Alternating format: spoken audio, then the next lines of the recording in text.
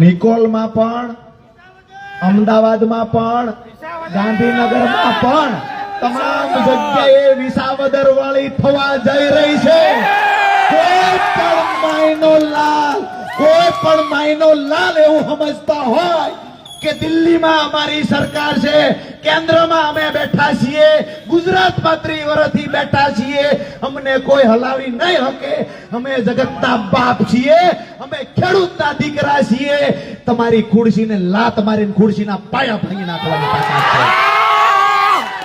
નાના મોટા 2-4 લંગુરિયાઓ અધિકારીઓ પણ એવું સમજે છે. 3 તારોડિયાથી વધારે ઉપરની પોસ્ટ વાળા અધિકારીઓ પણ એવું સમજે છે કે ભાજપના નેતાઓને જે સંતાન ના હોય ને દત્તક બેસી જવું હોય એટલા પ્રયત્નો કરે છે. એમને પણ કહીએ છીએ થોડો સમય રાહ જોઈ જાઓ. આમ આદમી પાર્ટીના સૈનિકોને કે આમ આદમી પાર્ટીના નેતાઓને દબાવવાના પ્રયત્ન નહીં કરતા. નાની એવી વાત હોય, ગ્લાસ ફેંકવા જેવી વાતમાં ચૈતરભાઈ જેલમાં પૂરવામાં આવ્યા. મયુર સાકરિયાએ એક ભાઈનો કોલર પકડ્યો, 300 હાથ થઈ.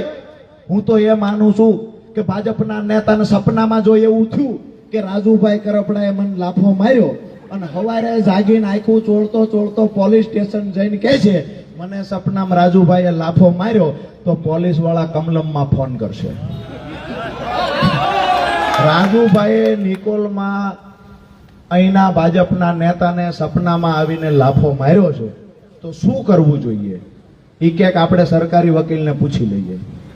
એ સરકારી વકીલને પૂછે કે ભાઈ નિકોલ પોલીસ સ્ટેશનની અંદર ભાજપના નેતા આવ્યા છે, સામે આરોપી આમ આદમી પાર્ટી નેતા છે, આરોપ શું છે? આરોપ એ છે કે સપનામાં આવીને લાફો મારી ગયા.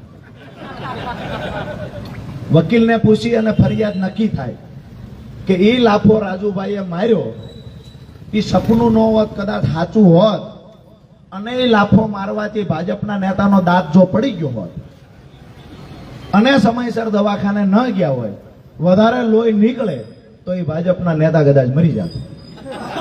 તો આ મુજબ રાજુભાઈ પર 300 હાથ દાખલ થાય. ભોપાભાઈનું રાજ છે, જેને સારું લાગે એ કરે. પણ એક વાત નક્કી કહીએ છીએ, ગાંધી ચિંધ્યા માર્ગે આ પરિવર્તનની લડાઈ લડવા નીકળ્યા છીએ. પણ કોઈ માયનો લાલ એવું સમજતો હોય કે અમે દંડાના જોરે કે પોલીસના જોરે આમ આદમી પાર્ટીને જેલનો ડર દેખાડી અને એના નેતાઓને જેલમાં પૂરશું, એનો અવાજ દબાવવાના પ્રયત્ન કરશું, તો આજે નિકોલની બજારમાંથી એક 35 વર્ષનો યુવાન ભારતીય જનતા પાર્ટીને